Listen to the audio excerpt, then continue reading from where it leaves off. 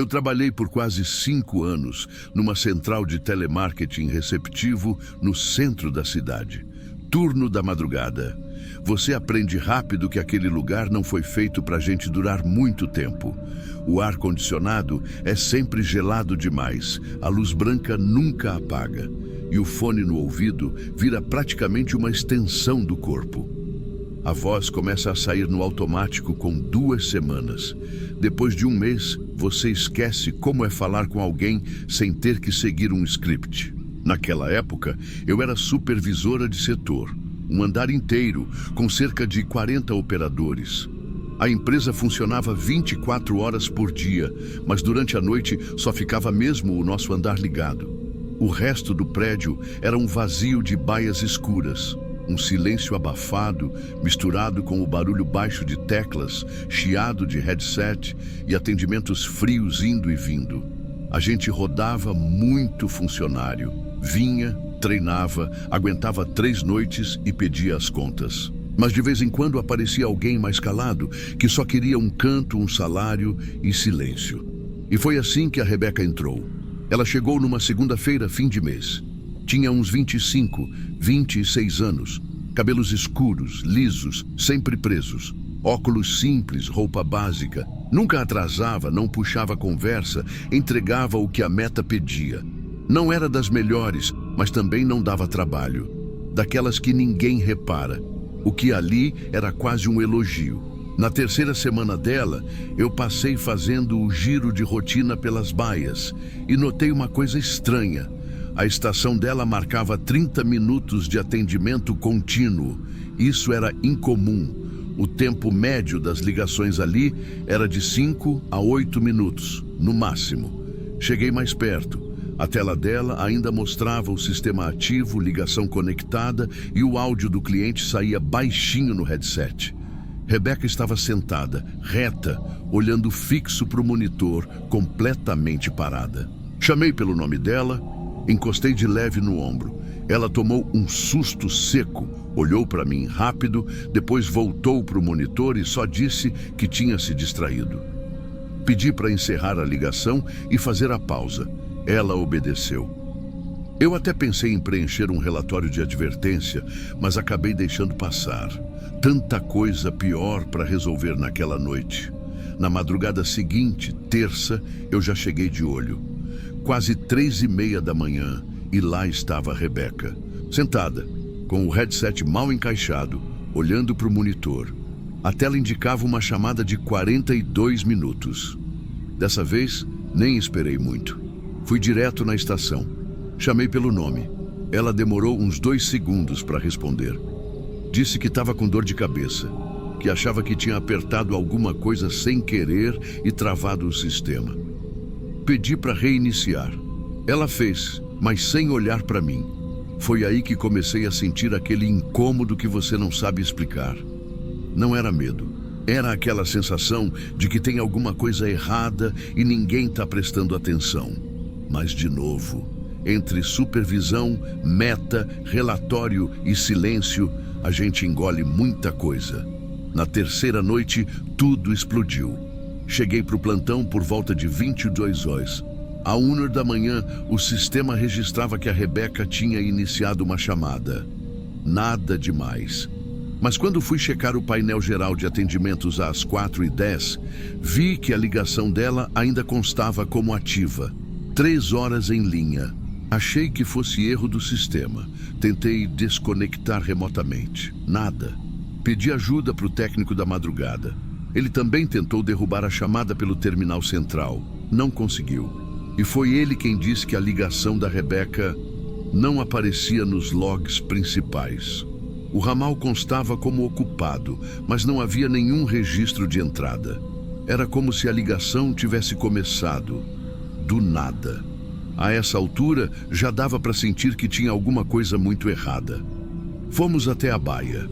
Rebeca estava sentada, fones no pescoço, não nos ouvidos. O monitor dela já tinha desligado por inatividade. A mão direita apoiava levemente no teclado, o dedo sobre a tecla Enter. Chamei o nome dela 2 vezes. Toquei no braço. Ela não respondeu. O técnico chamou a enfermaria do prédio. Vieram 2 socorristas da equipe interna. Levaram poucos minutos para confirmar o que eu já temia. Ela estava inconsciente. O pulso era fraco, a pressão muito baixa. Não sabiam há quanto tempo ela estava daquele jeito.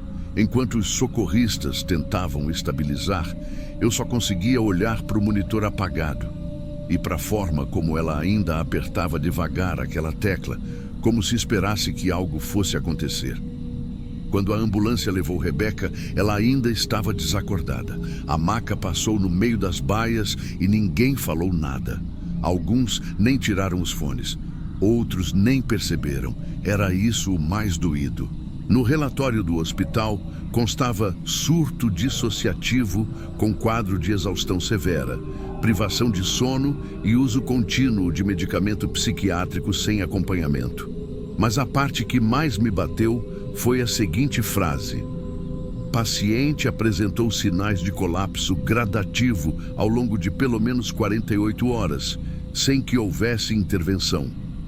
Ou seja, ela estava tentando pedir ajuda fazia dias. Talvez na primeira ligação longa ela só não soube como falar. Talvez na segunda já não conseguisse. E na terceira, simplesmente, já não estivesse mais ali. Só o corpo. Depois do episódio, a empresa não falou nada. Nenhum aviso oficial, nenhuma nota, nenhuma reunião.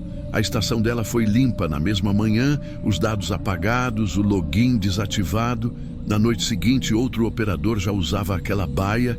Quem perguntou, ouviu que ela tinha passado mal. E pronto. Eu pedi demissão 1 mês depois. O corpo ficou, mas minha cabeça já não estava mais lá. Tem gente que fala de trauma como se fosse uma coisa que te quebra de vez. Comigo foi o contrário.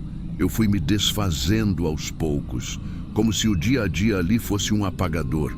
Só que tem um detalhe que nunca apagou. Enquanto o socorro era prestado, eu fiquei perto da cadeira dela e vi com meus próprios olhos, mesmo desacordada. A Rebeca ainda apertava bem devagar a tecla Enter, como se ainda esperasse uma resposta. Como se em algum canto da mente dela, aquilo fosse a única forma de alguém escutar. Esse som da tecla sendo apertada sem parar virou uma coisa que eu levei comigo, porque me fez perceber o que aquele lugar fazia com a gente. Como a gente começa tentando atender clientes e termina tentando ser atendido por alguém, qualquer um, que perceba que você ainda existe. Sabe o que me assusta de verdade? Não é o que aconteceu com ela. É o que quase aconteceu com todo mundo que ficou. Porque a verdade é que a Rebeca, ela só não foi invisível o suficiente. Ela deu problema no sistema. Por isso notaram. Quantos outros só foram embora em silêncio, sem travar nenhuma tela? Hoje, quando passo em frente àquele prédio, eu não sinto raiva, nem tristeza. Eu sinto vergonha. Vergonha de ter sido parte de um lugar onde alguém podia apagar assim, no meio de todo mundo, e ninguém levantar os olhos. Eu só falo disso agora porque acho que, se eu tivesse notado antes, talvez eu também tivesse apertado Enter. Quem sabe por reflexo, quem sabe para ver se alguém ainda estava escutando.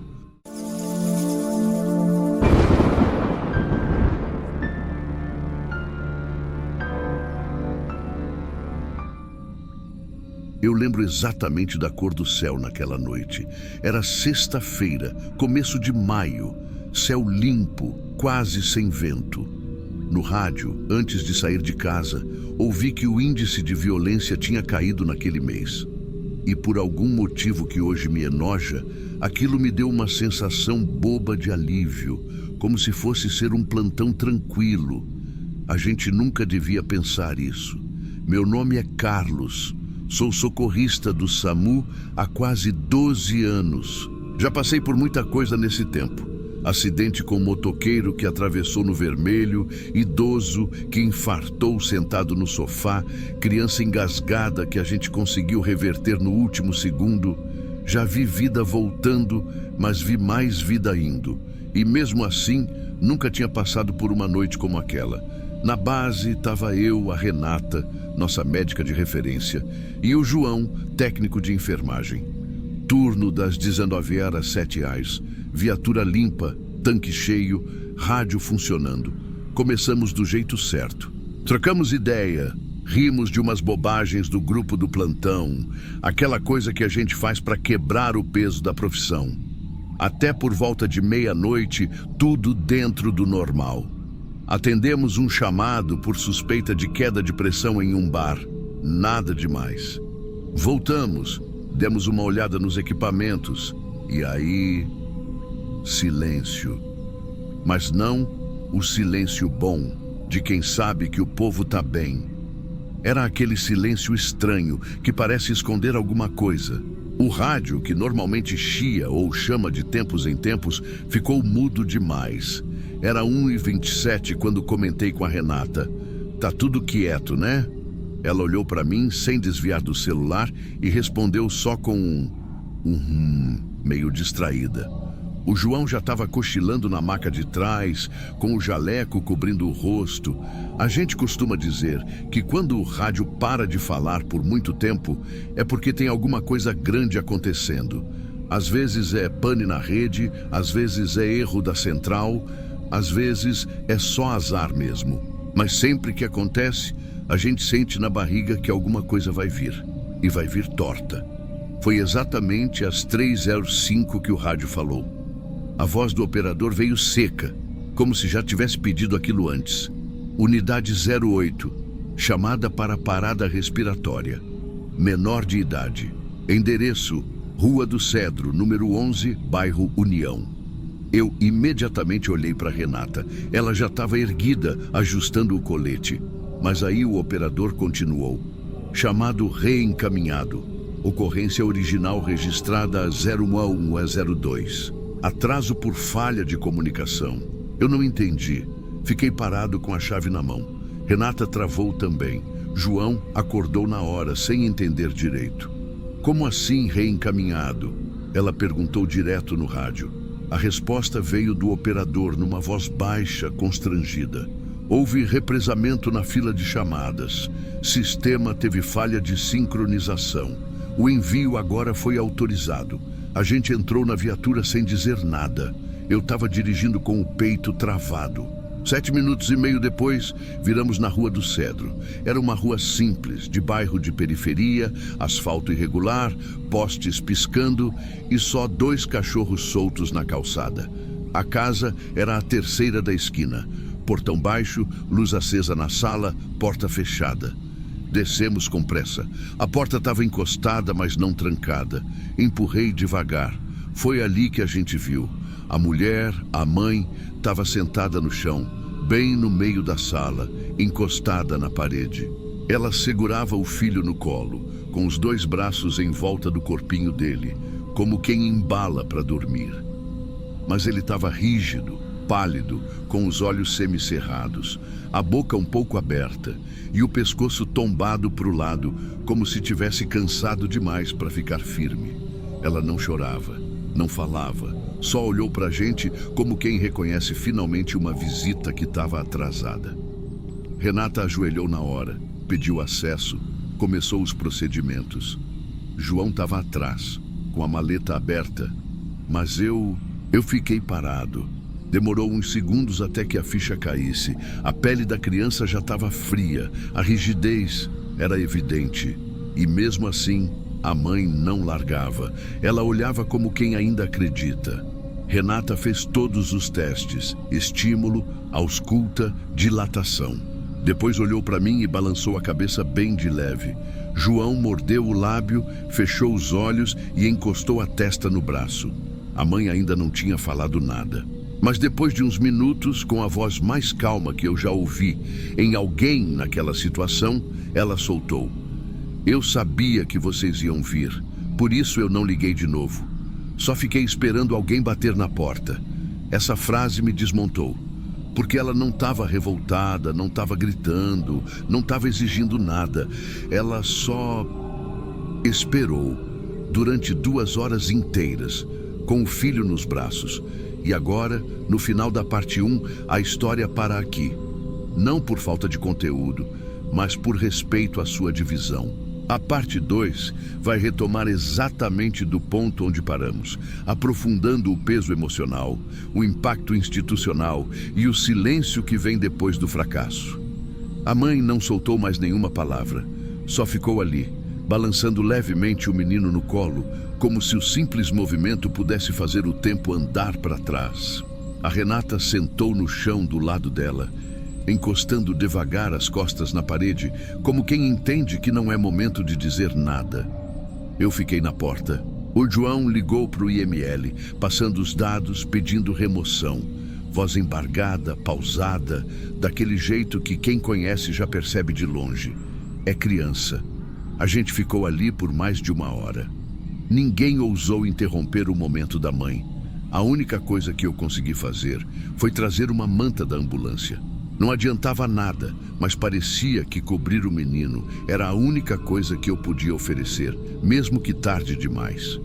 Eu já vi mortes antes, mas naquela sala, naquela noite, a morte parecia ter chegado muito antes da gente. E o pior, ela esperou com a mãe, sentada ali, quietinha. O tempo passou devagar. Quando o rabecão chegou, foi como se o mundo tivesse retomado o ritmo. Os 2 técnicos entraram com cuidado, mas sem cerimônia. Um deles se agachou, olhou a mãe e pediu permissão com um gesto. Ela só fez que sim com a cabeça. A hora em que ela entregou o menino foi a mais silenciosa de todas. Nenhum choro, nenhum grito. Só o som do zíper do saco funerário subindo. Um som que me acompanha até hoje, inclusive nos dias em que não tô de plantão. Quando saímos da casa, era quase 5 da manhã. O céu já começava a clarear, mas não teve sol que aquecesse o que a gente estava sentindo. No caminho de volta, ninguém falou nada. Renata olhava pela janela. João só mexia no fecho da mochila sem parar, como se estivesse tentando distrair a mão da cabeça. Chegando na base, lavamos os equipamentos em silêncio. Trocamos a roupa, devolvemos a viatura e ninguém comentou o ocorrido.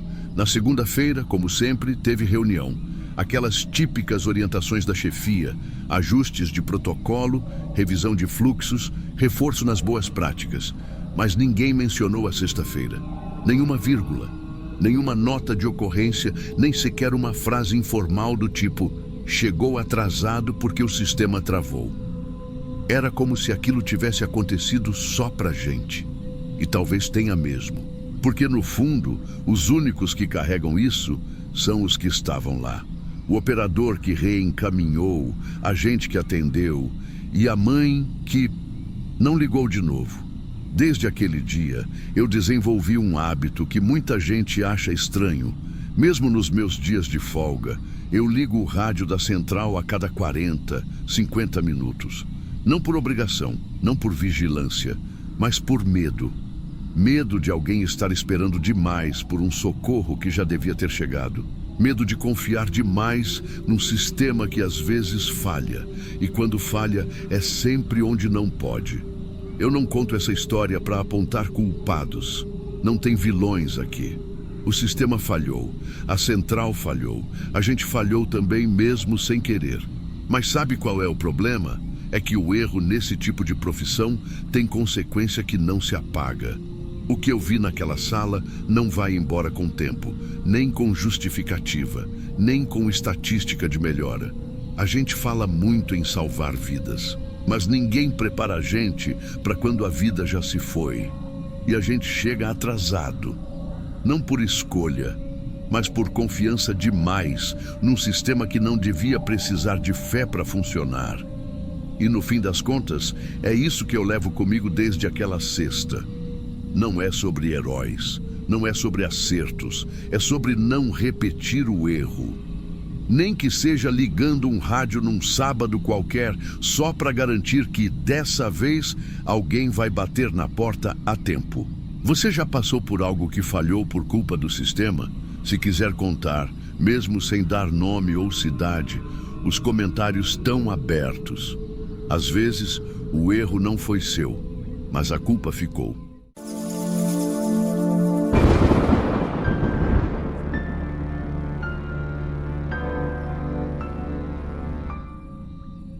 Eu Eu trabalho como segurança numa boate aqui no centro, dessas que viram ponto turístico na cidade. Lugar grande, 3 andares, música alta, fila do lado de fora, gente entrando até 4 da manhã. Já tô lá tem uns bons anos, já vi de tudo. Briga, gente passando mal, documento falso, casal discutindo, droga no banheiro, confusão no camarote. Mas tem uma coisa que ficou comigo e que eu acho que nunca mais vai sair. Foi numa sexta-feira. O movimento estava alto, a fila virando quarteirão. Por volta de 0:40, encosta uma SUV preta, nova, sem placa da frente. O motorista era um homem de terno claro, sapato brilhando, aliança grossa no dedo. Saiu do carro, deu a volta e abriu a porta do passageiro. E foi aí que eu vi ela. A garota saiu devagar. Vestido curto, salto alto, maquiagem pesada demais para o rosto dela. Devia ter uns 18, talvez menos. Dava para ver que era nova. Mas o que mais me chamou a atenção foi outra coisa. Ela desceu do carro com aquele tipo de sorriso que não chega no olho. Sabe? Sorriso ensaiado. E o homem segurava o braço dela pelo cotovelo, como quem segura uma bolsa cara. Eles foram direto para a fila VIP. O gerente já estava lá fora resolvendo outra coisa.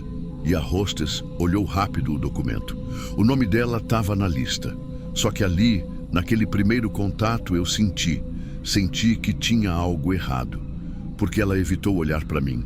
Não desviou, evitou. E ele era o tipo que já entra com postura de dono. A hostess hesitou um segundo, mas o gerente apareceu logo depois e liberou. Quando ele dá o sinal, ninguém questiona. Eles entraram. E eu fiquei ali, com aquela sensação de que eu devia ter feito alguma coisa. Mas fiz o que sempre faço, observei, nada além disso. Naquela noite, eu vi os dois mais 3 vezes. A primeira foi no bar, ele encostado, sorrindo, conversando com um garçom. Ela ao lado, com o copo na mão, mas sem beber.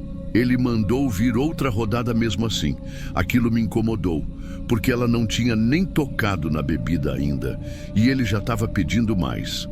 Depois, vi os dois de longe, na pista de dança. Ele dançando, ela meio parada, mexendo o corpo só para não parecer deslocada. Não tinha alegria ali, nem diversão, era só presença, como se ela tivesse que cumprir um combinado. A terceira vez foi perto do banheiro feminino. Uma funcionária veio me chamar dizendo que tinha uma moça passando mal, e quando eu fui verificar, era ela. A garota estava sentada no chão, perto da pia, com os olhos vidrados. Não desmaiada, mas como se tivesse desligada. A funcionária me disse que tentou perguntar se ela queria ajuda, mas ela só piscava devagar. Parecia dopada ou em choque. E aí veio o momento que eu não consigo esquecer. 4:13 da manhã. O som já estava mais baixo. As luzes da casa subindo aos poucos, final de expediente chegando. Eu estava de volta na entrada principal, controlando a saída, quando vejo o homem de terno vindo com ela no colo. Sim, no colo. Cabeça caída, braços soltos, vestido todo torto. Ele passou reto, já falando alto, como se estivesse explicando. Ela passou mal, vou levar para casa, tá tudo certo. Ele já estava quase na calçada quando uma das garçonetes veio até mim correndo e falou baixinho. Ela estava consciente ainda agora não está nem abrindo o olho. Eu travei. Por dentro, tudo em mim dizia para parar ele, mas por fora, eu fiquei ali. Ele mostrou o RG dela, mostrou uma mensagem no celular. Dizia, tô indo com meu namorado, ele cuida de mim. E foi ele mesmo que mandou aquela mensagem, isso era óbvio. Mas o gerente também estava ali e deu o sinal de sempre. Deixa passar. E foi o que eu fiz. Eu fiquei ali na porta, assistindo ele atravessar a rua com ela nos braços. Ela não se mexia, não tinha reação. A cabeça caía para o lado toda vez que ele apertava mais o passo. E mesmo assim, ninguém impediu. Nem eu, nem o gerente, nem as câmeras, nem a cidade inteira. A SUV ligou os faróis, engatou a ré e sumiu na curva da rua lateral. E pronto, acabou. Naquela noite ninguém chamou a polícia, nem eu. E isso é o que mais me assombra, porque eu sabia, eu vi, eu senti. Eu estava ali e mesmo assim deixei passar. No dia seguinte, cheguei mais cedo para o turno e perguntei discretamente para uma ou duas funcionárias. Só ouvi, não sei, melhor não mexer com isso, não é da nossa conta. Na semana seguinte, ela nunca mais apareceu. Nem ele, nenhum nome parecido na lista VIP, nenhum carro igual. Como se aquilo nunca tivesse acontecido. Como se ninguém tivesse visto o que a gente viu. Mas eu vi. E desde então, eu parei de olhar quem tá bonito, quem tá bem vestido, quem tá sorrindo. Agora eu olho para o olhar das pessoas. E quando eu vejo aquele mesmo tipo de medo, aquele olhar de quem tá ali porque não teve escolha, eu congelo. Tem noites que eu penso se ela tá viva, se conseguiu sair dali, se alguém ajudou depois, ou se aquele foi o fim dela. Mas o que mais me tortura não é isso. O que mais me dói é saber que, naquela noite, ela olhou para mim. Foi só por um segundo, mas olhou. Como se pedisse alguma coisa, como se esperasse, sei lá, uma reação. E tudo que eu fiz foi virar para o lado e esperar o sinal de alguém acima de mim. Eu pensei que estava só cumprindo ordens. Hoje eu entendo que estava abrindo a porta para uma coisa que não devia sair dali. Tem gente que diz que não era minha culpa, que eu não podia fazer nada. Mas a verdade é que eu podia sim. Podia ter travado a porta. Podia ter chamado alguém. Podia ter segurado por 2 minutos e feito uma ligação anônima. Mas não fiz. E é isso que ficou. A garota entrou com ele e saiu desacordada. E todo mundo achou normal, menos ela. E agora, menos eu. Tem coisa que a gente não esquece porque foi forte. E tem coisa que a gente não esquece porque a gente deixou passar. Se essa história mexeu com você, espera só até ouvir o próximo relato.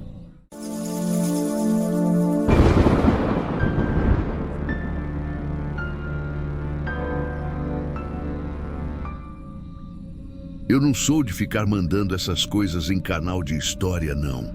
Nunca fui. Mas tem coisa que a gente vê na estrada que não sai da cabeça por mais que o tempo passe. E eu tô mandando isso aqui porque já tentei esquecer, já tentei fingir que foi só uma noite ruim. Só que tem coisa que não desgruda, fica ali igual pedra no sapato. Isso foi ano passado, mais pro fim do ano. Eu tava fazendo o trecho entre Presidente Prudente e Marília, coisa de costume já. Madrugada. Céu fechado, aquela umidade no asfalto que deixa o farol meio leitoso. E eu já estava com sono, mas era o final da viagem, só faltava aquele pedaço. Eu sempre preferi rodar à noite, menos trânsito, cabeça mais tranquila. Até essa noite. Eu vi primeiro os faróis, baixo, parado no acostamento. Caminhão baú branco. Não dava para ver muito bem, mas estava com a porta meio entreaberta e o motor roncando baixo. Não é incomum, viu? Caminhoneiro dorme na boleia mesmo. Às vezes encosta rapidinho para descansar ou fazer alguma coisa e deixa o motor ligado para manter o ar. Mas tinha algo ali, sei lá. Não era só isso. O baú estava com uma das portas mal fechadas, meio aberta mesmo, como se alguém tivesse esquecido ou saído com pressa. E eu já vi gente ser assaltada em parada assim. Roubo de carga, emboscada, sabe? Então, eu fui com calma. Passei devagar e parei uns 100 metros à frente. Acendi o alerta, desci, olhei a estrada. Nada. Só mato dos 2 lados. E um silêncio que incomodava. Voltei a pé pela beirada da pista. Passo curto. Ajeitei o boné, olhei para os pneus. Tudo intacto. Cheguei na lateral do caminhão. O ronco do motor parecia normal. Não tinha marca de batida, nada quebrado. Mas aí que eu vi, o motorista estava lá dentro, sentado, mão no volante, parado. Ele olhava para frente, reto. Não piscava, não se mexia, nada. Parecia desligado. Não sei explicar. Um jeito de estátua, sabe? Fui pro lado da porta, bati no vidro. Falei alto, chamei. E ele nada. Nem virou o rosto. A maçaneta estava trancada. Dei a volta pela frente do caminhão, subi no estribo do outro lado, tentei olhar mais de perto. E foi aí que ele virou. Mas não como a gente vira normalmente quando é chamado. Foi um giro lento, travado, o rosto virando na minha direção com um olhar vazio, como se tivesse sido desligado por dentro. Ele olhou para mim, mas não parecia me ver. Nem medo, nem alívio, nada. Eu gelei, na hora gelei mesmo. Desci do estribo e me afastei. Peguei o celular e liguei direto para a PRF, expliquei o que estava vendo. Falaram que iam mandar uma viatura, pediram para eu não tentar abrir nada, só aguardar. Enquanto isso, eu fui até o fundo do baú. Tava com medo, mas curioso. Aquela porta aberta não saía da minha cabeça. Abri devagar. Lá dentro não tinha carga, nada que parecesse de entrega. Só umas roupas emboladas no canto, um travesseiro, uma manta pequena, daquelas de criança, e um papel colado com fita meio sujo de poeira. Eu peguei, estava dobrado em 4. Abri ali mesmo, com a lanterna do celular. Era só uma frase, escrita de caneta azul. Se eu não estiver aqui, eu tentei. Na hora, meu estômago virou. Eu não entendi de cara. Fiquei parado olhando aquilo. Voltei correndo para frente. O homem estava do mesmo jeito, olhando para o nada, como se não tivesse se mexido desde a última vez. Era como se ele tivesse parado no tempo, sei lá. A viatura não demorou. 2 agentes, um mais novo, o outro já experiente, dava para ver. Falei tudo. Eles chamaram, gritaram, mandaram ele sair. Nada. O mais novo bateu com força no vidro. O outro pegou uma marreta pequena e quebrou. Quando abriram a porta, o homem simplesmente caiu para o lado, como se o peso do corpo tivesse sido segurado por dentro até aquele momento. E aí ele chorou. Não gritou, não esperneou. Chorou quieto. Só saía uma frase da boca dele. Já levaram. Repetia isso, baixo, sussurrado, e não dizia mais nada. Eles tentaram conversar com ele ali mesmo. Um dos policiais agachou, falou devagar, fez pergunta por pergunta com cuidado. Mas ele só repetia aquilo. Já levaram. E olhava para o chão. Nem para o rosto dos caras ele olhava. Parecia um boneco desmontado, sem força para ficar em pé, sem reação. A PRF pediu reforço. Começaram a revistar o caminhão inteiro. Eu fiquei de lado, só observando, tentando entender o que tinha acontecido ali. E por que aquilo me incomodava tanto? Não tinha sinal de arrombamento, nenhum rastro de luta, de sangue, de briga. A parte da frente onde ele estava limpa. Só tinha um cobertor enrolado no banco do passageiro. Travesseiro amassado. Uma garrafinha de água com metade ainda. Um pacote de bolacha aberto. E nenhum vestígio de que mais alguém tinha estado ali. Nenhuma mochila, nenhum brinquedo. Nada. A parte de trás foi inspecionada com lanterna, com cuidado, com aquele silêncio que só a madrugada tem. Levaram quase 1 hora ali dentro.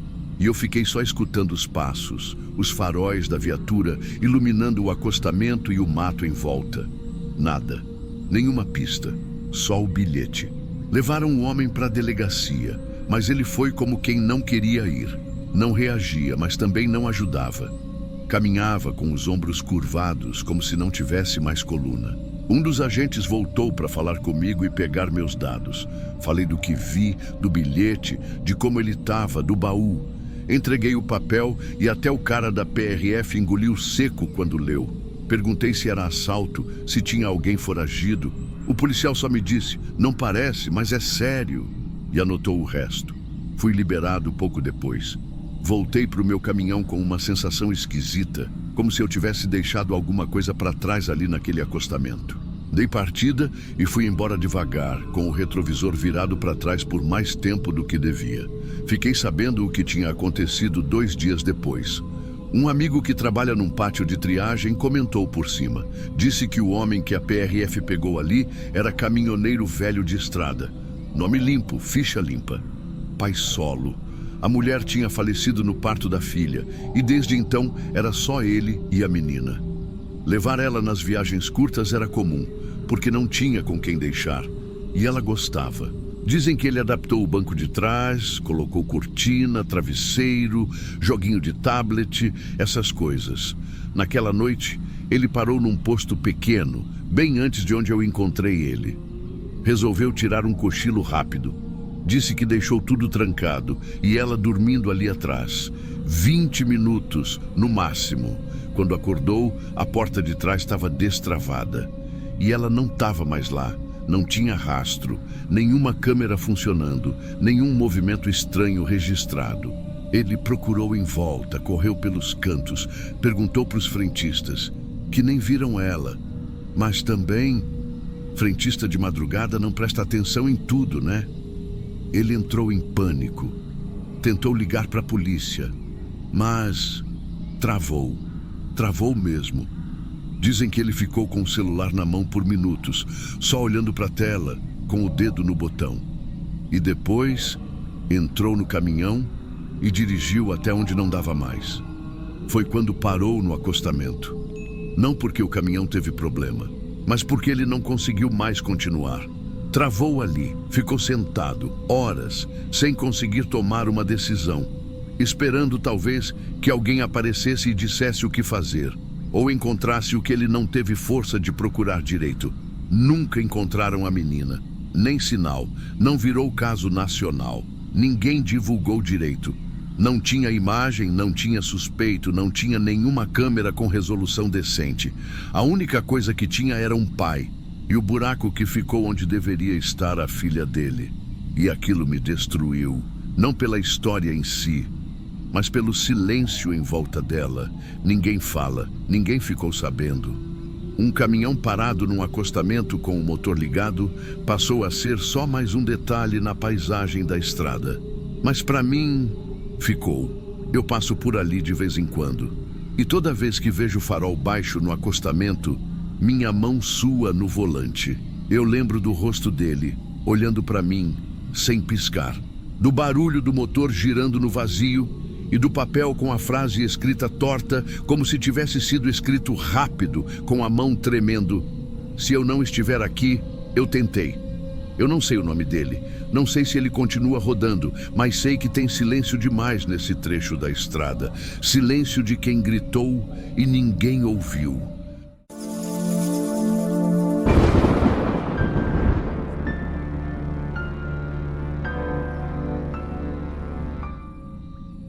Eu sempre achei que o medo dentro de um presídio viesse dos presos. De motim, faca escondida, fuga mal calculada.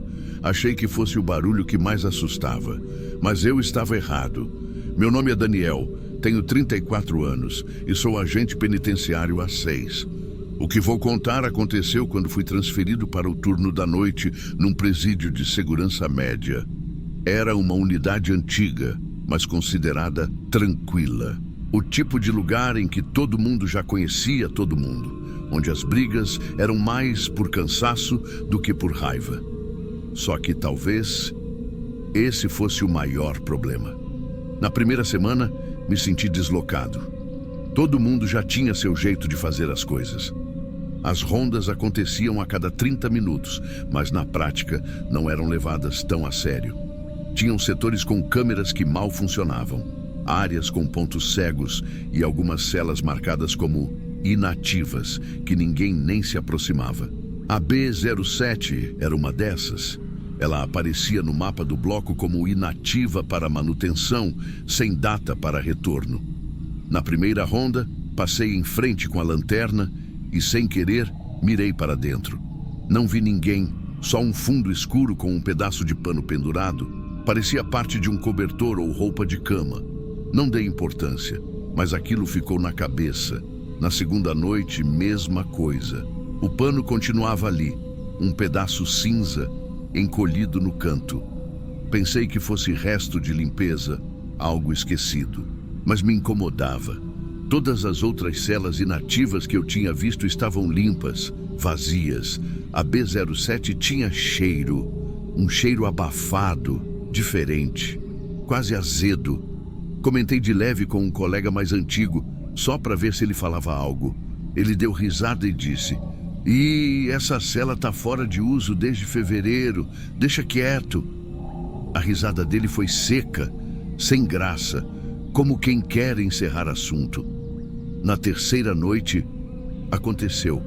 Era por volta de 2h40 da manhã. Estava fazendo a ronda sozinho, como sempre.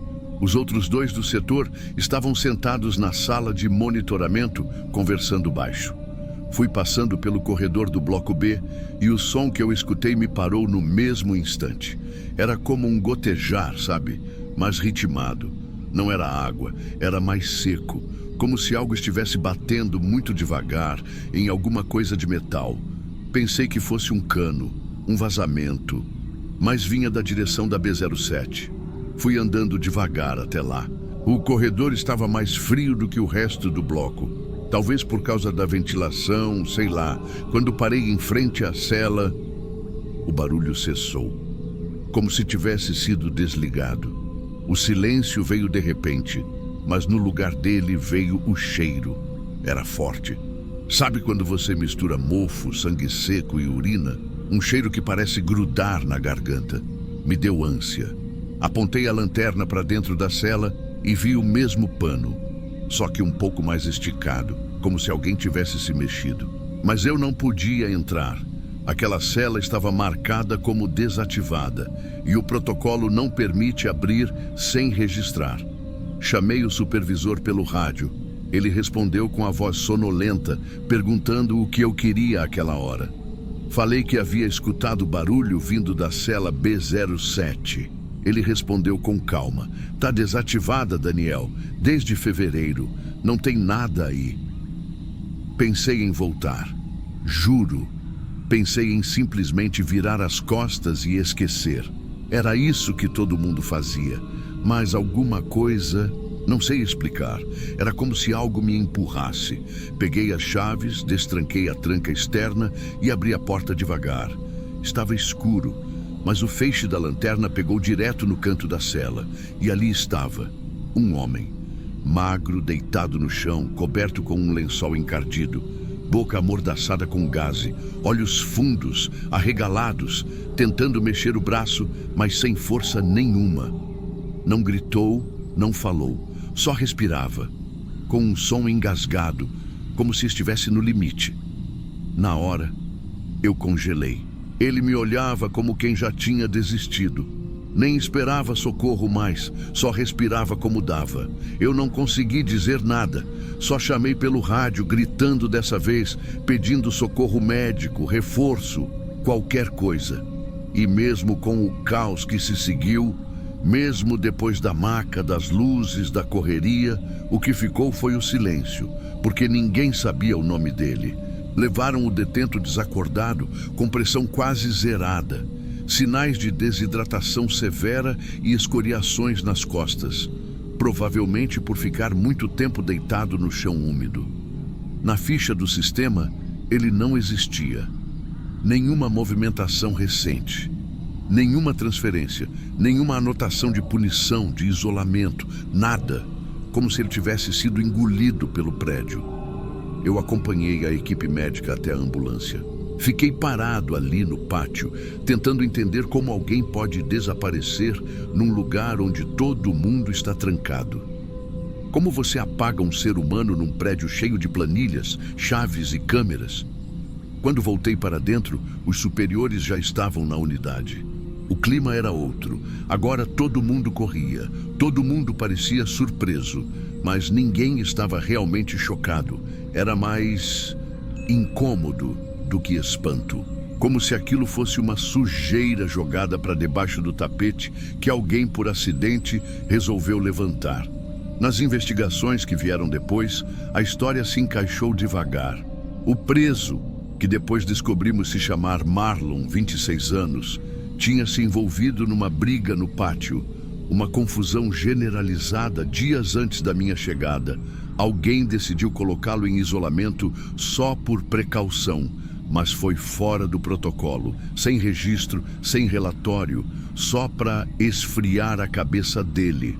A cela B07, por já estar fora de uso e longe das câmeras, foi o lugar escolhido.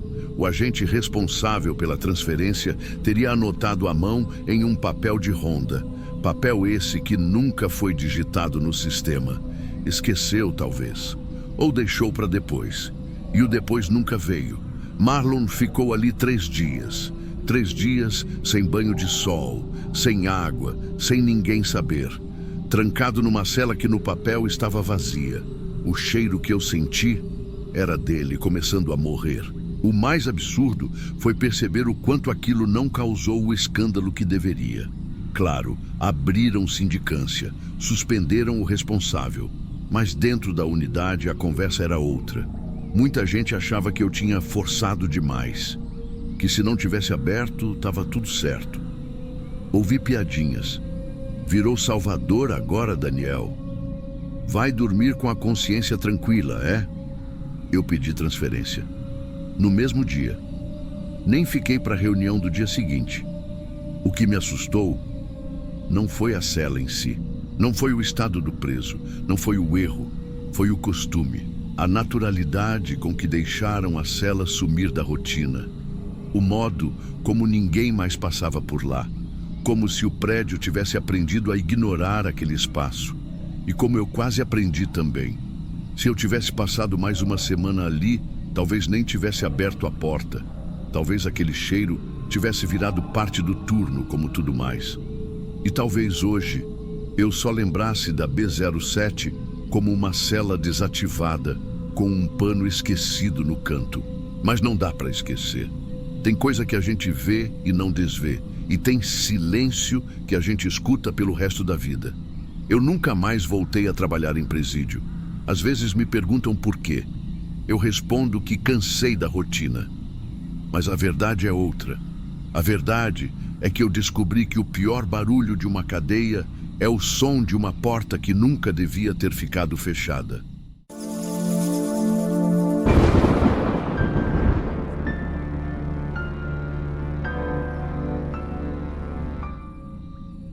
Eu trabalho num restaurante de beira de estrada, desses 24 horas que sobrevivem basicamente de caminhoneiro, gente que vem de longe resolver coisa na capital e volta na madrugada.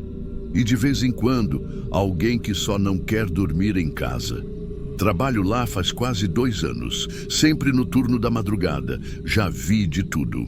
Gente surtando, bêbado batendo no vidro com a testa, uma moça que entrou pelada e pediu água achando que estava num spa. Só que o que aconteceu naquela semana não teve escândalo, não teve grito. E talvez por isso foi o mais perturbador de tudo. Era uma terça, madrugada morta. 2h50 e alguma coisa. Entrou um homem sozinho. Devia ter uns 45, 50 anos. Camisa xadrez escura, calça social meio amarrotada, sapato de couro batido. Parecia alguém que tinha ido num enterro ou saído de um escritório velho demais. Só que não pediu nada. Nem boa noite, nem água, nem cardápio. Nada. Entrou, olhou direto para a cozinha e sentou na mesa mais perto da porta de acesso, onde a gente entra e sai levando os pedidos. Aquela mesa que ninguém gosta porque pega toda a fumaceira da grelha. Eu estava terminando de limpar umas mesas e só observei pelo espelho convexo que fica em cima da porta da cozinha. Ali dá para ver quem entra, quem está mexendo no celular, quem está roubando sachê de ketchup. Vi que ele ficou parado, de braços cruzados, olhar fixo para a portinhola da cozinha onde a gente entrega os pratos. Parecia esperar alguém sair dali. Mas ninguém saiu, e ele também não chamava. A Tânia, que estava na chapa, perguntou se eu conhecia o homem. Eu disse que nunca tinha visto. Ela achou que fosse algum ex-funcionário querendo confusão, porque o jeito que ele olhava para dentro incomodava. Mas eu disse para ela ficar tranquila. Vai ver, era só alguém cansado esperando a fome bater. Ficou ali quase 40 minutos e foi embora, sem dizer nada, sem pedir. Sem pagar, nem olhou para ninguém. Na noite seguinte, quarta, ele voltou, exatamente no mesmo horário, 3h02 da manhã. Mesma roupa, mesma mesa, mesmo comportamento. Entrou, olhou para a cozinha e se sentou, braços cruzados, encarando a portinhola. Dessa vez, nem olhei muito. Achei que talvez ele só estivesse esperando carona, sei lá. Ou fosse desses caras que ficam quietos para pensar na vida. Só que na quinta, quando ele apareceu pela terceira vez, a Tânia perdeu a paciência. Disse que não ia ficar se sentindo vigiada enquanto lavava a louça e que o jeito que ele olhava para ela parecia que estava contando os minutos em que ela ficava sozinha lá dentro. Comecei a prestar mais atenção. Era estranho mesmo. Ele não olhava ao redor, não via quem entrava, quem saía. Só fixava os olhos naquele buraco da cozinha como se visse mais do que a gente via. Chamei o gerente noturno, o Paulo, que mora ali perto e às vezes vem só para fechar caixa ou repor cigarro na máquina. Expliquei a situação. Ele mandou eu não falar nada pro cara, mas disse: se ele vier amanhã de novo, a gente resolve. E ele veio, quarta noite seguida, mesmo horário, mesmo tudo. Só que dessa vez, ele trouxe um celular antigo na mão, daqueles com borda larga e botão físico. Entrou e, antes de sentar, colocou o celular virado para baixo em cima da mesa. Depois cruzou os braços e ficou olhando a portinhola.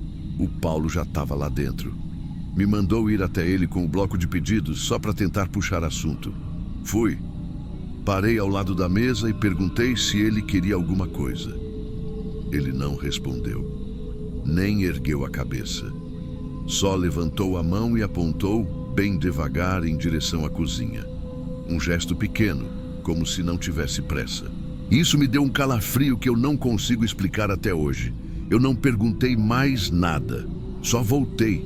Paulo já estava com o telefone na mão, ligando para a polícia. Enquanto a gente esperava, o homem se levantou, sem pressa, pegou o celular, olhou a tela. Depois colocou de volta na mesa, de propósito, e saiu, sem uma palavra. A gente não encostou no celular até os policiais chegarem. Quando chegaram, um dos oficiais tentou ligar, mas o aparelho estava com senha. Só mostrava o horário e a data, 3h19 da manhã. A policial disse que levariam o celular para a perícia, ver o que encontravam. A gente tentou seguir a madrugada, mas não teve como. A Tânia chorou escondido. Um caminhoneiro levantou sem terminar o lanche. O Paulo apagou a luz da portinhola para ninguém mais ficar visível lá de dentro. E a mesa ficou lá, vazia, com o guardanapo ainda em cima. No dia seguinte, sexta, a polícia voltou. Trouxeram o celular destravado e um pendrive com o único vídeo que tinha no aparelho. O vídeo tinha menos de 20 segundos. Foi gravado pela câmera frontal do celular, mas deitado, como se alguém tivesse escondido ele entre duas coisas ou apoiado numa superfície estreita. A imagem tremia no começo e depois estabilizava. A iluminação era fraca, mas dava para ver tudo com clareza suficiente. Era a Tânia, sozinha, de costas, lavando louça. O som da água correndo era abafado, mas o silêncio era maior. Ninguém falava nada, nenhum ruído além dos talheres. O vídeo terminava do nada, sem barulho, sem movimento de câmera, só parava, como se tivesse sido interrompido de fora. A data marcada no arquivo era de 2 dias antes da primeira noite em que o homem apareceu, exatamente na madrugada de domingo para segunda.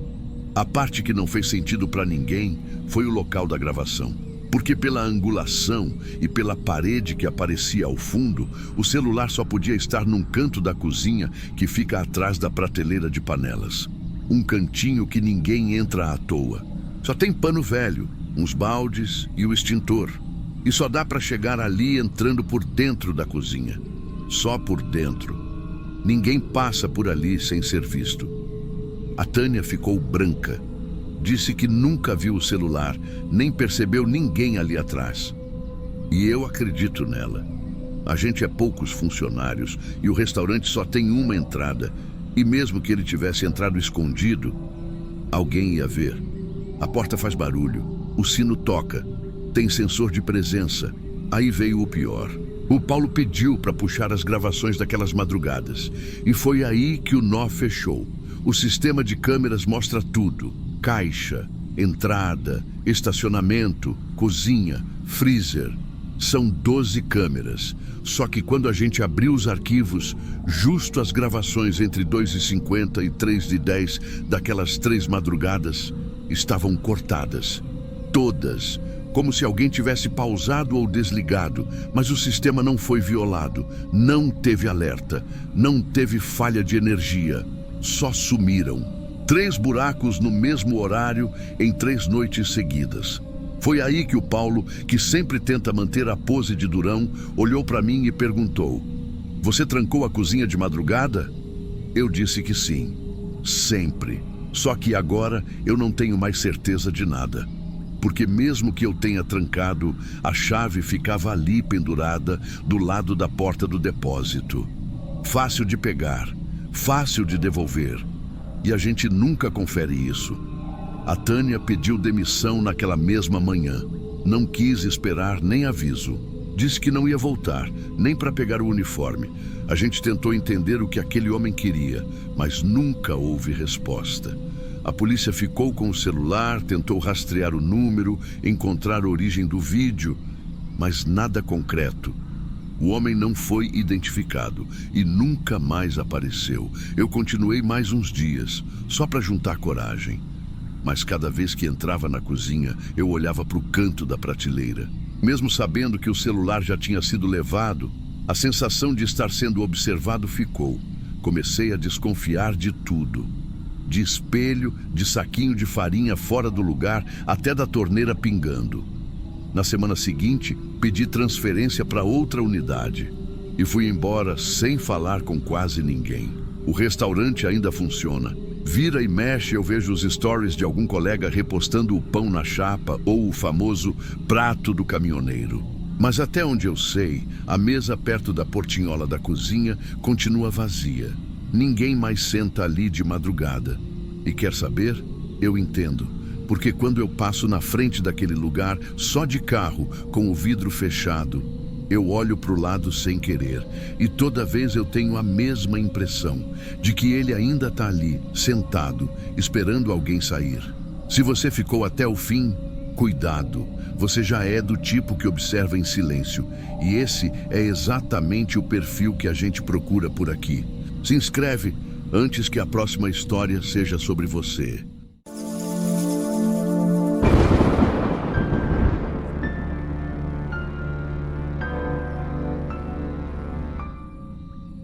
Eu nunca fui muito de falar.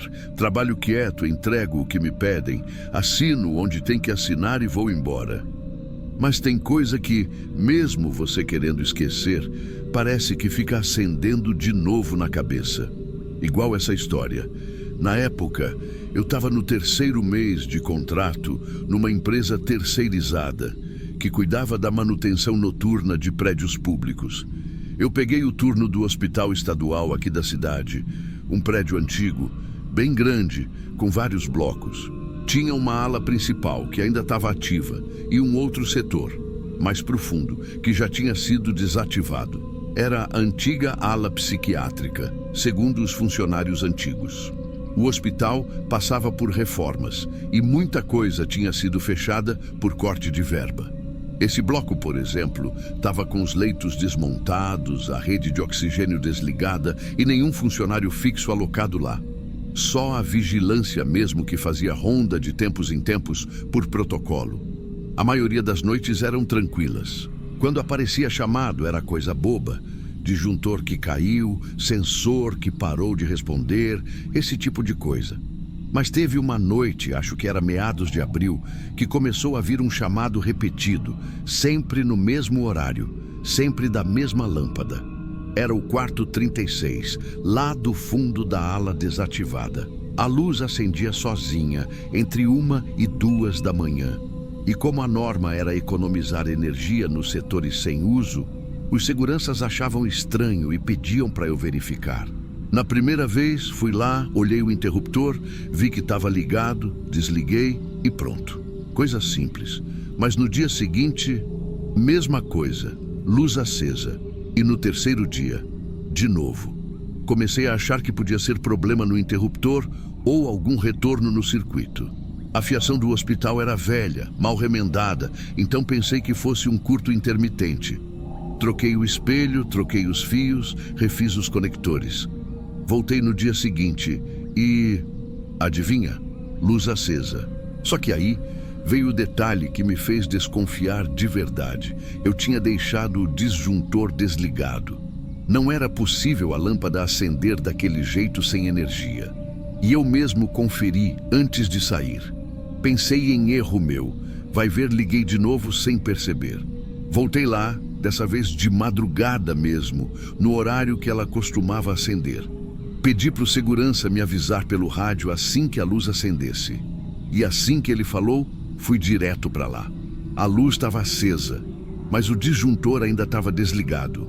Fiquei parado um tempo olhando, tentando achar alguma explicação lógica. Quando abri a tampa do quadro de luz, vi que o disjuntor tinha sido religado. Alguém tinha mexido. Pensei em trote, pegadinha.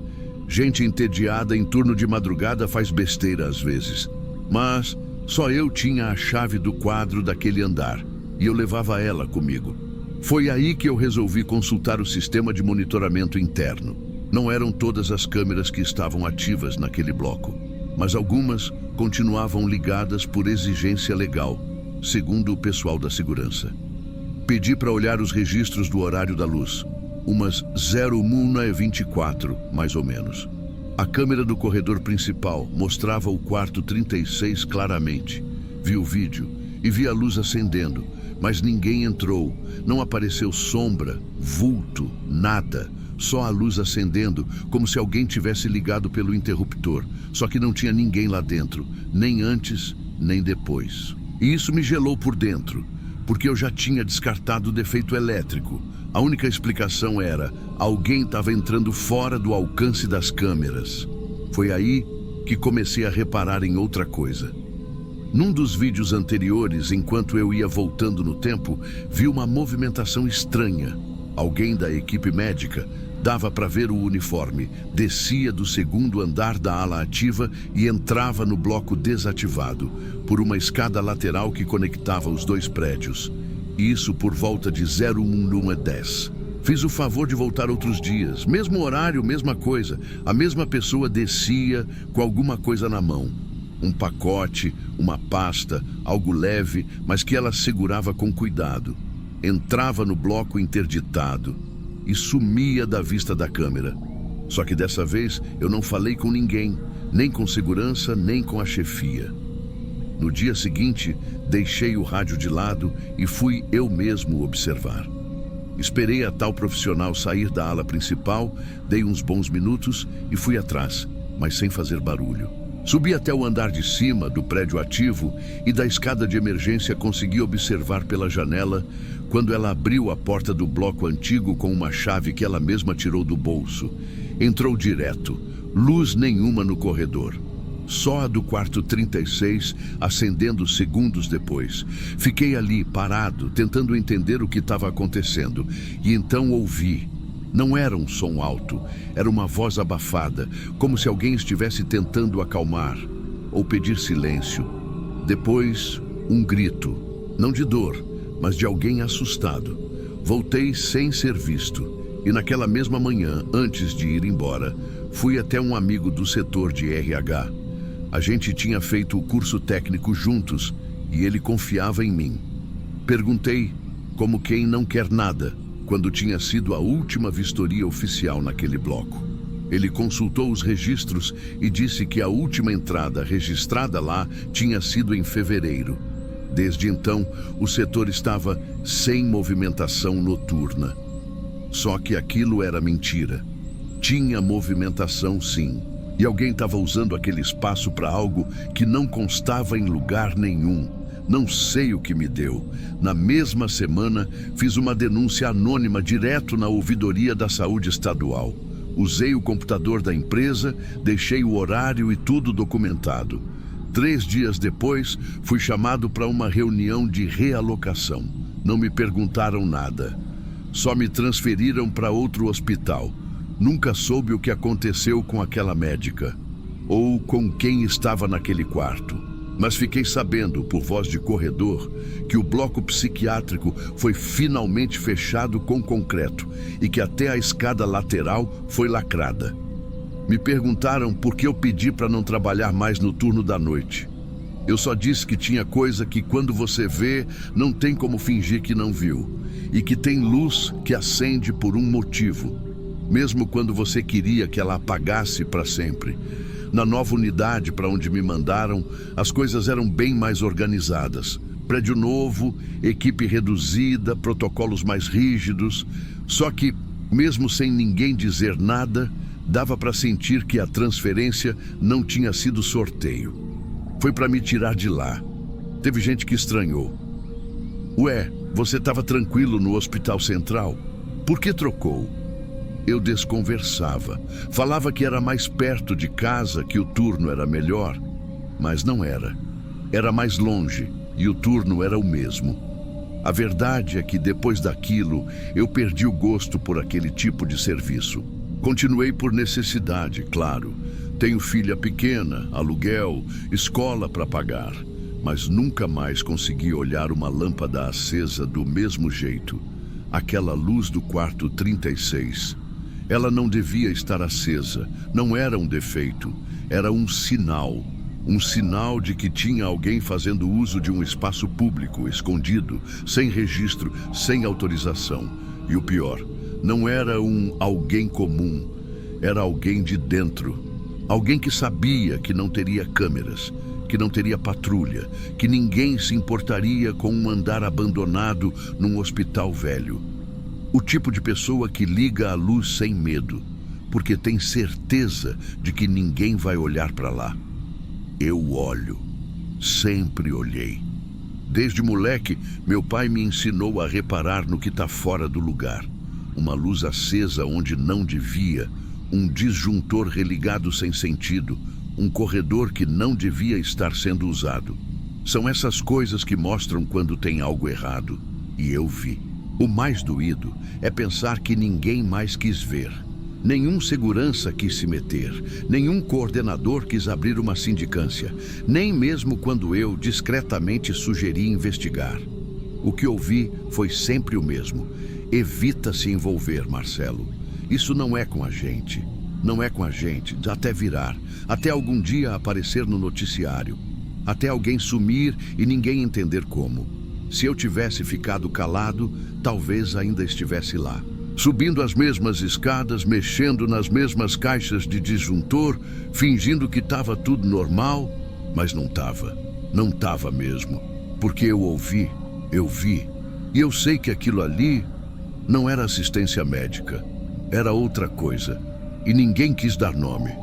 O máximo que me contaram, meses depois, foi que houve uma intervenção técnica naquela ala, por motivos de segurança. E que ela foi totalmente lacrada por decisão administrativa. Mas o jeito como disseram isso, como quem assina um laudo para enterrar um problema sem abrir o caixão, foi o que mais me incomodou. Eu não fiz denúncia para virar herói, nem queria holofote. Eu só não consegui dormir com aquilo, sabendo que, se algo mais acontecesse ali e eu tivesse me calado, eu seria cúmplice. Hoje sigo trabalhando, mas só aceito o turno diurno. E quando alguém me pergunta por quê, eu dou risada e digo que é pela idade, que a vista já não é a mesma. Mas a verdade é outra. É que à noite as luzes escondem coisa demais. E às vezes, acender uma lâmpada é tudo o que alguém precisa fazer, para mostrar que tem coisa muito errada acontecendo onde ninguém quer olhar.